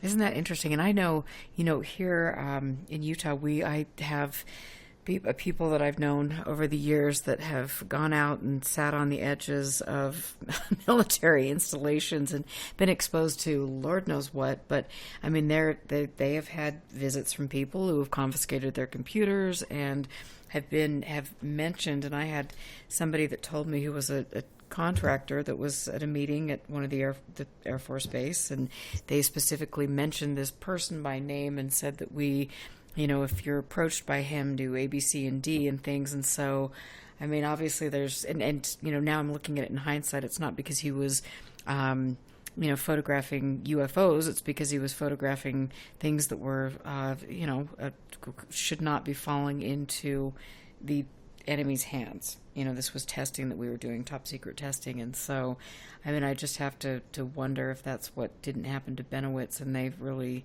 did a number on him. And it's sad. And like I said, I do think it's interesting that, we keep getting people like Hynek, him coming up. There's been questions as to whether he dropped off a computer to Benowitz and things, and that's been going around for quite, some time. And so, who knows? It's very interesting. And again, that's such the Benowitz affair, that was such a sad tale of a person that was a bright mind that ended up having, a pretty horrible situation towards the end of his life. Yeah, it's a sad case, and I've waffled over the years on how much I think it was an official intelligence operation, how much I think it was some guys playing games, but I think there's probably some intelligence. I think there had to be some intelligence component to it. Well, it's fascinating, and it's. I think the thing that I was mentioning at the beginning of the show is the fact that I'll always be learning, and I will always be making mistakes, and then changing my mind or coming out with different things, and that's part of the learning process with all of this. I mean, it's just this is such a difficult topic to move through, and it's definitely a learning experience for all of us. But I really, really, really appreciate what you've done. I mean, what are your plans? What is your ultimate goal, and where do you want to go next? I'll release all this information at some point. I'm still working on writing it up. If anybody wants to get in contact with me, I'd love to hear from anybody. If you got any information or questions, my email is larryshapiro20@gmail.com. So yeah, I kind of laid out to you kind of what my thoughts are on kind of the cultural prehistory to this whole group that Valet was involved with, and the aviary, and led into NIDS and TTSA, kind of where that group was coming from. So I'm still working on figuring out my final opinion or I don't have final opinions on a lot of these people because there's just not enough information, but I'm working on kind of getting the last puzzle pieces in to take it as far as I can, and then I'll release it once I have time to actually write it up. Well, I mean, it's fascinating. I'm really looking forward to that because what you've shared with me has been very enlightening, and I appreciate having someone like yourself to bounce ideas off of and to share information and things. And I think that's how we're going to, maybe not get to the bottom of it, but we're going to see through a lot of things. And I appreciate that about you. And it's been fascinating. You need to come back.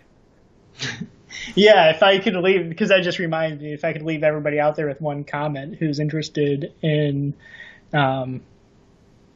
UFOs, it's just that, oh man, I forgot what I was going to say, right as I was going to say it. I'm so glad I'm not the only one. What was the last thing you said? Well, I was just talking about, wow, God, see, now you've done it to me.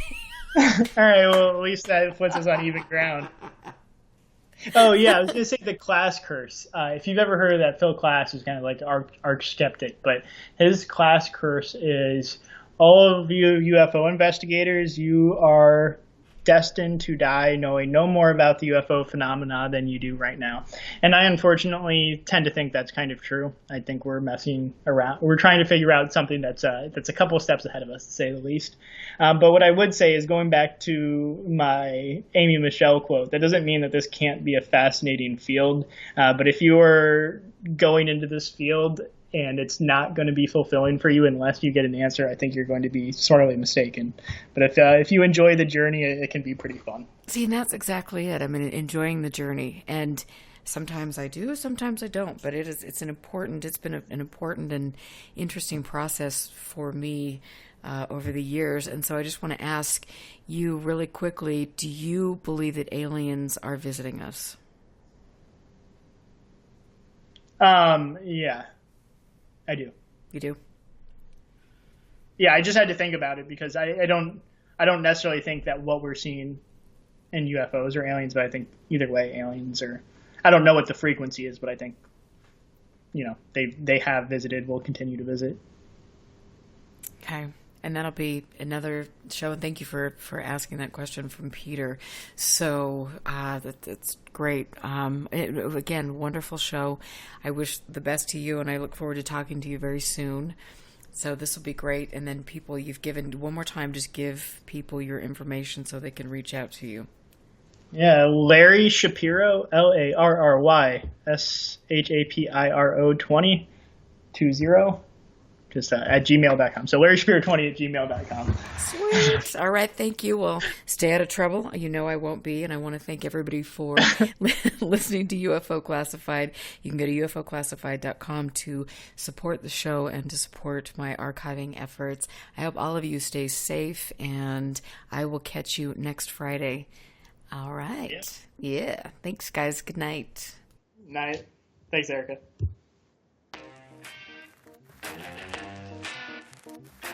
so my skeptical mind, and that's just who I am. My skeptical mind goes to, well, yeah, of course, you've got this guy over here that's logical and reasonable, and you got this guy over here that's wearing a tinfoil hat. Of course, the tinfoil hat guy's gonna see a lot of stuff, right? He's like imagining it, or he's watched one too many sci-fi movies. We want to put it to use to help us frame hypotheses for UFO propulsion, power, stealth, weaponry.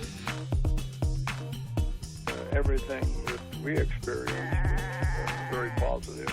Sometimes the field of ufology has a short memory span.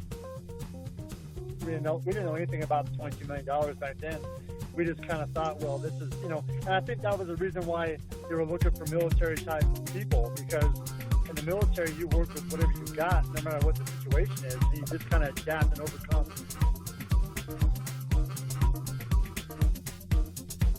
What are you going to do with all this? You can't even take care of your own files and get them put into the current system, but yet you want to go collect other people's things. So what are you going to do with it? Who are you giving all this to? It just really struck me about how the common thread seemed to be deception, but deception of a human nature. So that's what I started thinking, who would these folks be? I mean, then I started thinking about the intelligence agencies, what role they could play, and what would be their motivations for getting involved in ufology.